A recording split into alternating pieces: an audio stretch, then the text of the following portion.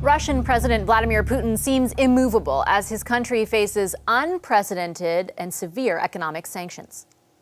Результаты своих собственных ошибок пытаются свалить на нас. Putin is warning the West those sanctions will backfire and send prices in their own countries through the roof. He says Russia's economy will, quote, adapt and emerge stronger. Vladimir Milov is a former Russian deputy minister of energy. Since leaving the Russian government in 2002, he's become a vocal critic of Putin. He joins us from Lithuania. Hi, Mr. Milov. Good to meet you. Thank you for joining our program. My pleasure. I wanted to first ask you about an observation some analysts are making about Vladimir Putin and the degree to which he is perhaps surprised by the strength of the Ukrainian resistance. Do you think it's accurate to say he would be surprised by that? I think he faced a lot of surprises in the recent couple of weeks. First, the low capabilities of Russian army, which clearly seem to be not so much ready for a real combat, as Putin's generals had reported to him. Second, of course, the degree of Ukrainian resistance is a huge surprise to everyone in Moscow. If you only watched Russian TV propaganda shows of the past few months, they have been essentially mocking the Ukrainian army, basically translating the message from the Kremlin. And yet another issue is the severity of Western sanctions, which are crushing Russian economy even as we speak. I also think that was not expected neither by Putin nor by his inner circle. I wanted to ask you about how effective you think those sanctions are or will be.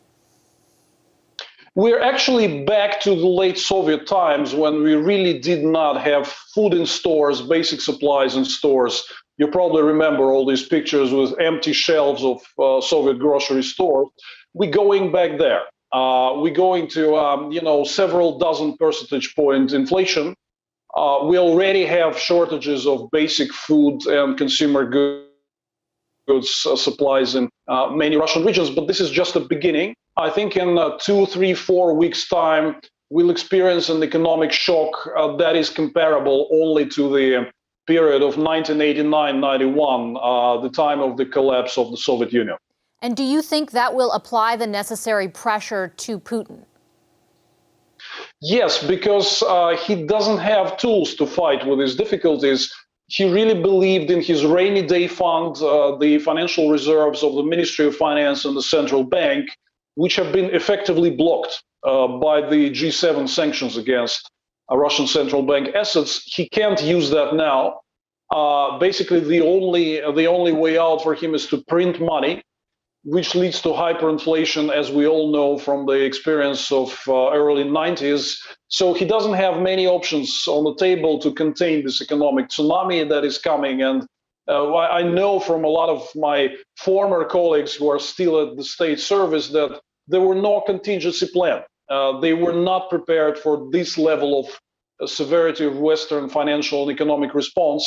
There is little they can offer, Putin's government can offer in return. You're obviously, given your former role as Deputy Minister of Energy, familiar with the significance of energy to the Russian economy.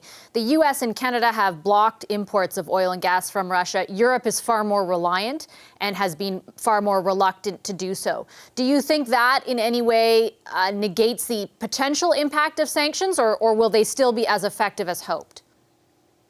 No, that will double down on the economic effects for Putin from Western sanctions. Already before the US and Canada had announced Russian oil and gas embargo, there has been voluntary restrictions imposed by traders, refiners, shippers all over the world.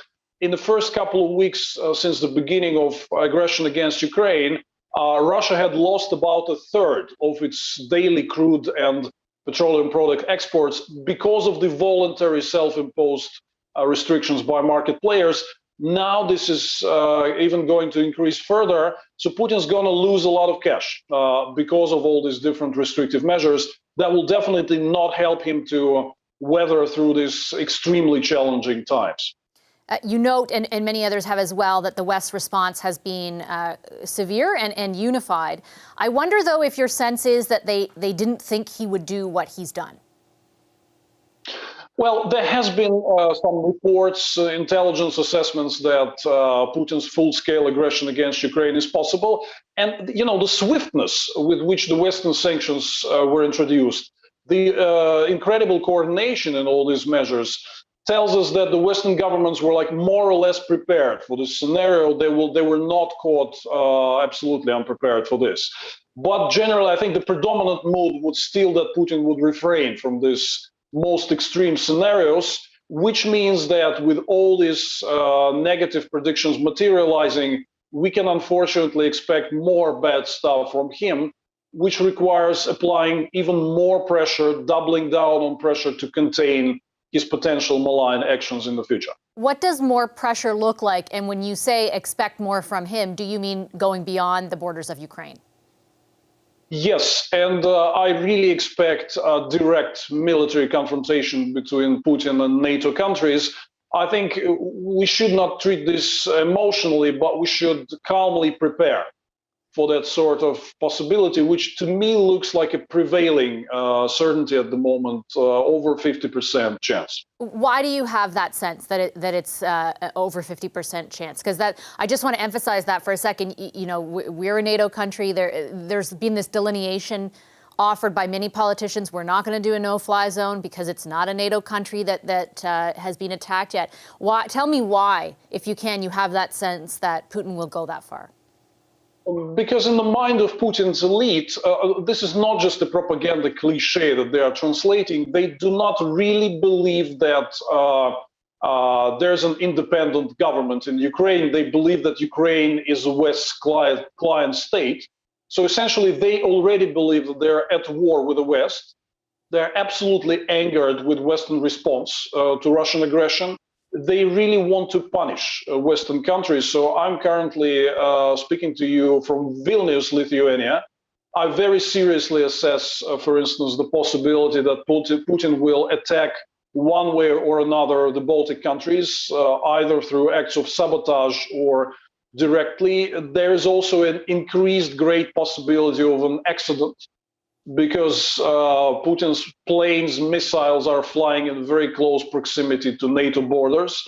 So that type of accidents might lead to escalation. There are plenty of options, but the bottom line is that Putin's ruling elite views this war as actually the war with the West and Ukraine as Western proxy, which means that one way or another, it's very reasonable to expect that they will step over and move further in retaliation to all these serious restrictive measures that the West have been taking against Putin's regime recently.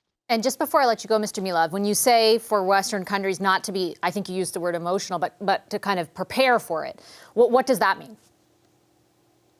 That means the scenario should be on the table. None of the containment options, none of the confrontation scenarios should be excluded.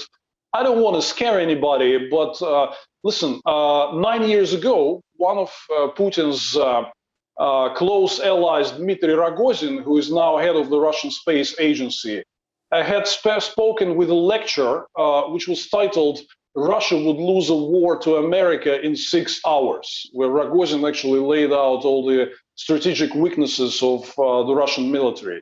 So I think Putin wants to scare the West, to intimidate the West, to create him advantage on this global geopolitical battlefield. I think the main issue is to demonstrate that nobody is scared, and the response for various scenarios, however undesired, is still there, and the response will be swift and will be very severe, will have important consequences for Putin. Mr. Milov, thank you very much for your insights. Pleasure to have you with us. Thank you. Hi, I'm Vashi Capellos, host of Power in Politics. See more of our show by subscribing to the CBC News channel or click the link for another video.